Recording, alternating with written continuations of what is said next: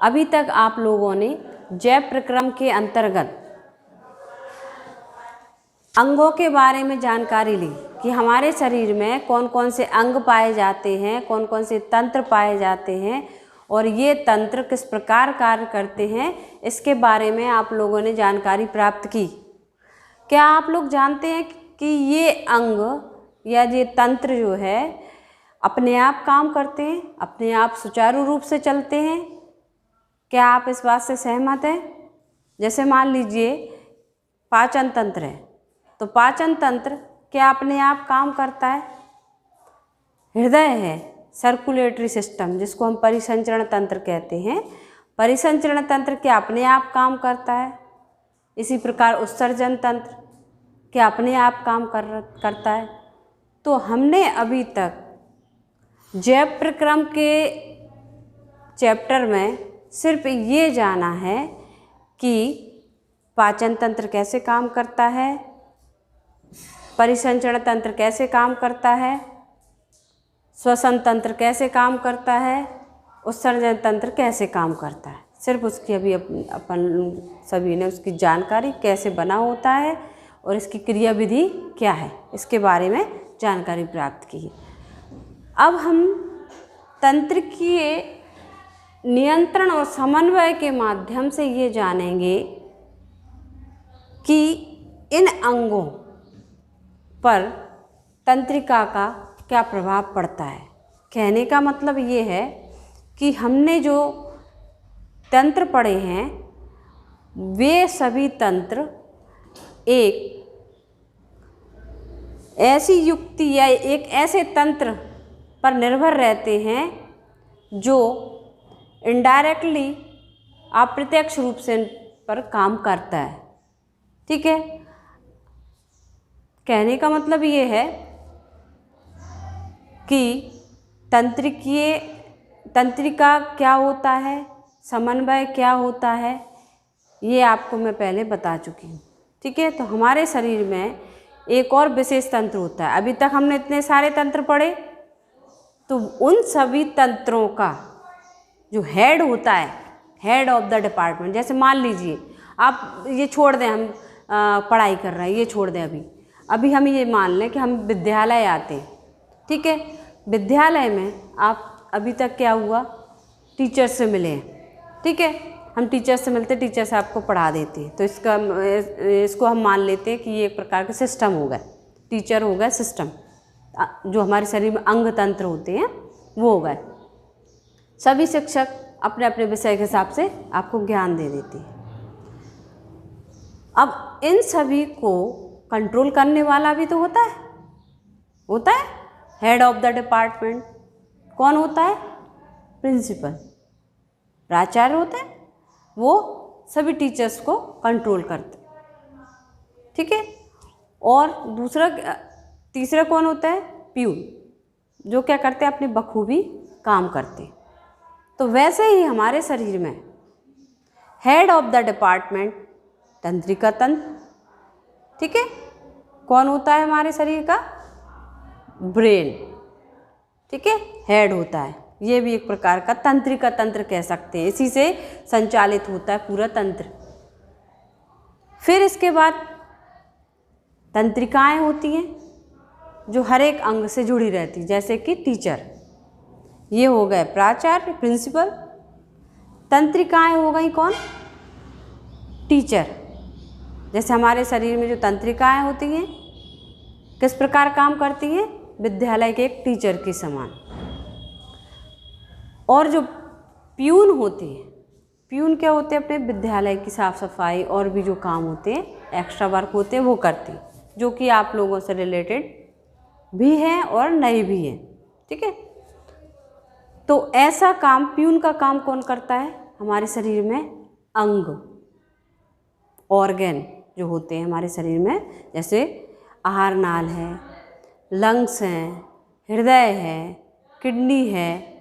तो ये क्या होगा? एक प्रकार से हमारे शरीर में एक प्यून का काम करना, इनको काम करना है। ठीक है, अगर अब आप ये मान लें कि इनमें से एक भी अगर नहीं रहे, जैसे विद्यालय, अब आप अंग को छोड़ो, अभी ये मान लें विद्यालय में अगर इन तीनों में से कोई एक नहीं आएगा तो क्या विद्यालय सुचारू रूप से चल पाएगा? नहीं चलेगा। प्यून नहीं, सबसे छोटी कड़ी ले लेते हैं प्यून। अगर प्यून नहीं आएगा तो घर स्कूल की साफ़ सफाई नहीं होगी, आप उसमें बैठ नहीं सकते। एक दिन आप ऐसा कर सकते हो, 2 दिन कर सकते हो, लेकिन आप जब ज़्यादा समय होता है आप नहीं रह सकते। अगर टीचर ना आए और ये दोनों आए, प्यून और प्राचार्य, तो भी आपका अध्ययन संपादित नहीं होगा। अब ये मान लें कि भाई प्यून और टीचर आए और कौन ना आए? प्राचार्य ना आए, तो वो भी नहीं चल सकता, क्योंकि सब मनमाने हो जाएंगे।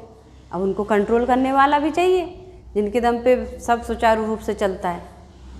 तो वैसे ही हमारे शरीर में इन सभी अंगों को सुचारू रूप से चलाने के लिए क्या होता है? एक तंत्रिका तंत्र होता है जो इन सभी को कंट्रोल करता है। ठीक है, तो हमें अब इसके बारे में पढ़ना है कि तंत्रिका क्या होता है। दूसरा शब्द क्या आ गया? समन्वय। ठीक है, तंत्रिका का काम मैंने कुछ हद तक आपको बता दिया।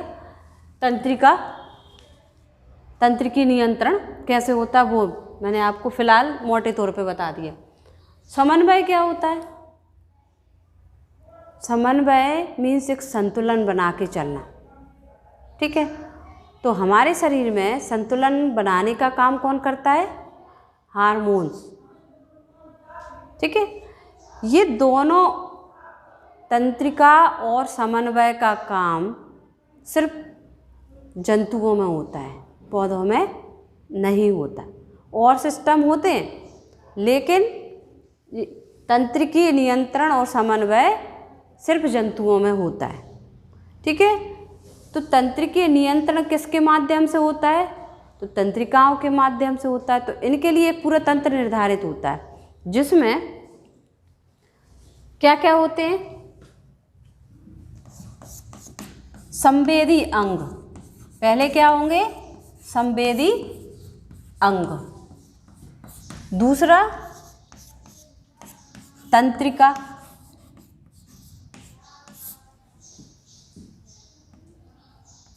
तंत्रिका तंत्र या तंत्रिकाएं कह सकते हो आप।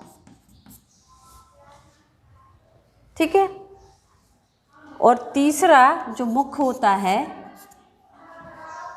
इनको कंट्रोल करने वाला मुख्य हेड ऑफ द डिपार्टमेंट यानी मस्तिष्क और मेरुरज्जु। 2 होते हैं, एक अकेला ब्रेन नहीं कह सकते, अकेला मस्तिष्क नहीं कह सकते कि ये पूरे शरीर को कंट्रोल करता है।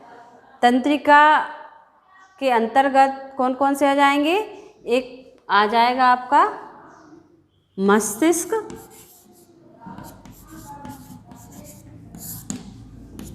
दूसरा मेरुरज्जु। अब कौन किसको कंट्रोल करता है ये हम आगे जानेंगे। संवेदी अंग में कौन से आ जाएंगे? क्या आएगा?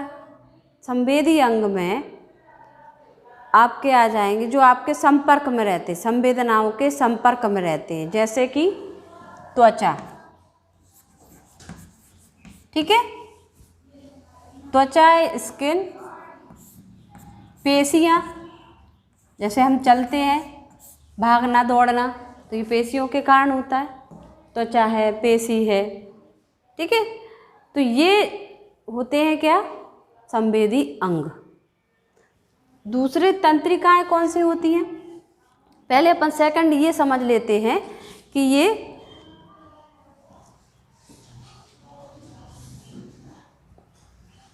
तंत्रिका में कौन कौन से, पहले ये मस्तिष्क और मेरुरज्जु यानी ये मुख्य अंग हो गए, ये जिनसे कंट्रोल पावर रहती है इनमें।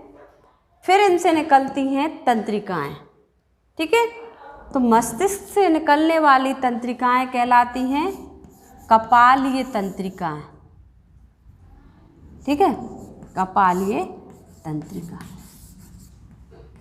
क्रेनियल नर्व बोलते हैं जिनको। दूसरा मेरुरज्जु की जो निकलती हैं इनको कहेंगे हम स्पाइनल तंत्रिका। ठीक है, स्पाइनल कॉर्ड कहते हैं इसको इंग्लिश में। आप इसको इंग्लिश में लिखें तो ज़्यादा बेहतर होगा दोनों।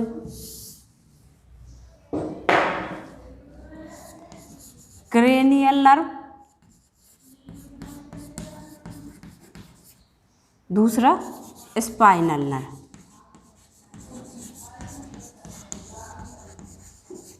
ठीक है, ये तंत्रिकाएं होती हैं। जो मस्तिष्क से निकलती है उनको क्रेनियल, और जो मेरुरज्जु से निकलती है वो स्पाइनल नर्व कहलाती है। ये फिर कंट्रोल करती हैं। इन सब को पढ़ने से पहले हमें क्या जानना है कि ये जो तंत्रिकाएं हैं, तंत्रिका तंत्र है, वो एक विशेष प्रकार की कोशिका से मिलकर बना होता है। इन कोशिका को कहेंगे हम तंत्रिका कोशिका। तो ये सारी कोशिकाएं मिलके फिर एक तंत्र बनाती हैं। ठीक है, ये कोशिका, आपको एक और विशेष बात बता दूं कि हमारे शरीर में अगर पूछा जाए सबसे बड़ी कोशिका कौन सी होती है, तो आपको पता होना चाहिए तंत्रिका कोशिका सबसे बड़ी कोशिका होती है। ठीक है, और सबसे छोटी आरबीसी जो ब्लड में होती है। ठीक है, तो आपको दो एक नई बातें पता चली, एक सबसे बड़ी कोशिका और एक सबसे छोटी कोशिका। अब हम देखते हैं कि भाई तंत्रिका कोशिका क्या होती है, किस प्रकार काम करती है, उसकी क्या बनावट है, क्या संरचना है, तो हम एक चित्र के माध्यम से समझते हैं। इसको हम इस प्रकार से बना लेंगे ताकि थोड़ा सा मोटा सा क्लियर दिखे।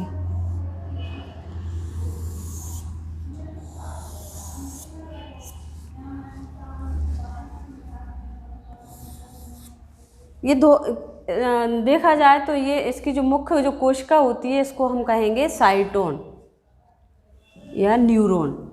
ये पूरा क्या कहलाएगा? साइटोन।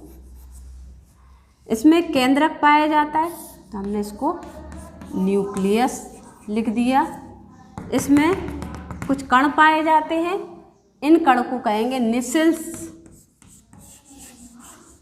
निसेल्स ग्रैन्यूल्स कण।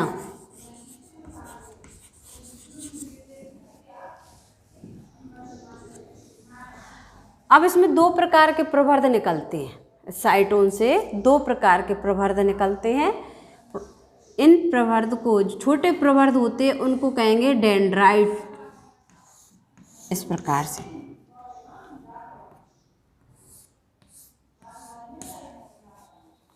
ये क्या कहलाएंगे? Dendrites, dendrites. ठीक है, सभी को हम एक साथ डेंड्राइट्स कहेंगे, एक को कहेंगे डेंड्रॉन।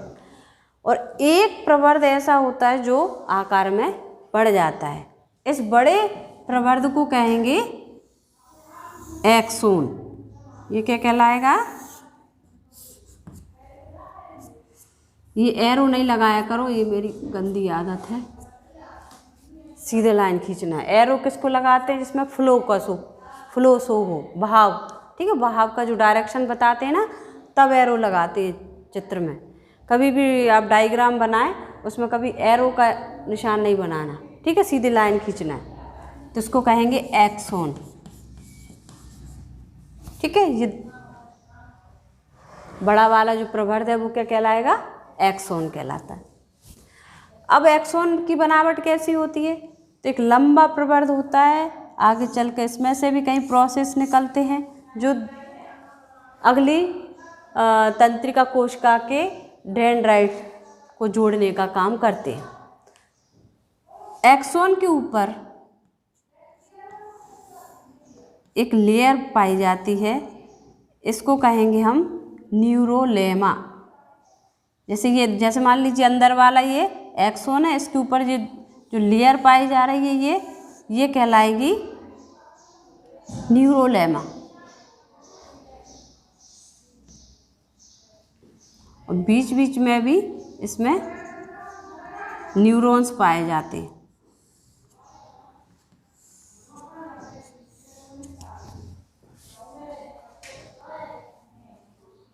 ये कहलाएगा क्या? न्यूरोलेमा।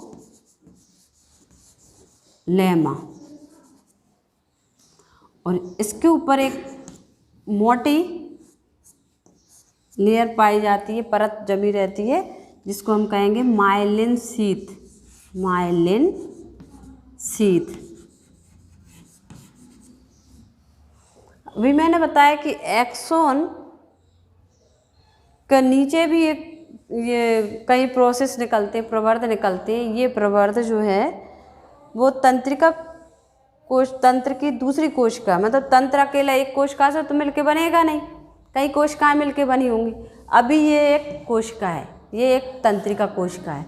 अब इससे दूसरी कोशिका किस प्रकार जुड़ती है वो हम देखेंगे। तो एक्सॉन के जो प्रवर्ध निकलते हैं, ये प्रवर्ध दूसरी तंत्रिका के साइटोन में जो डेंड्राइट्स होते हैं उन डेंड्राइट्स से जुड़ते हैं ये, और जिस भाग द्वारा जुड़ते हैं उस भाग को हम क्या कहेंगे,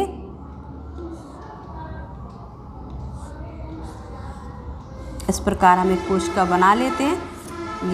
ये आपके डेंड्राइट्स हो गए। अब ये डेंड्राइट्स जो है वो एक्सोन के प्रोसेस से इस प्रकार जुड़े रहते हैं। इस जुड़े हुए वाले भाग को कहेंगे सिनेप्सिस।